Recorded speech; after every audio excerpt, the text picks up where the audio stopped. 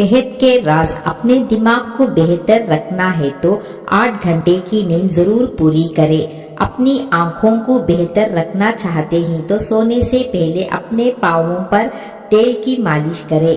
अगर आप अपने मादे को बेहतरीन रखना चाहते हैं तो ठंडे चीजों से परहेज करें। अगर आप अपने जिगर को बेहतरीन रखना चाहते हैं तो बाजारी खाना और फास्ट फूड बंद करें।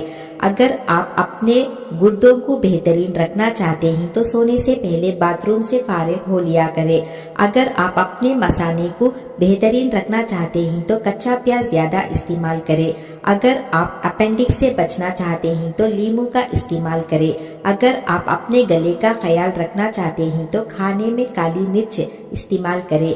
अगर आप अपने फेफड़ों का ख्याल रखना चाहते हैं तो तंबाकू नोशी बिल्कुल बंद करें। अगर आप अपने नाक का ख्याल रखना चाहते हैं तो पुदीने का इस्तेमाल करें। अगर आप अपने दिल को तंदुरुस्त रखना चाहते हैं तो नमक और चिकनाई का इस्तेमाल कम से कम करें।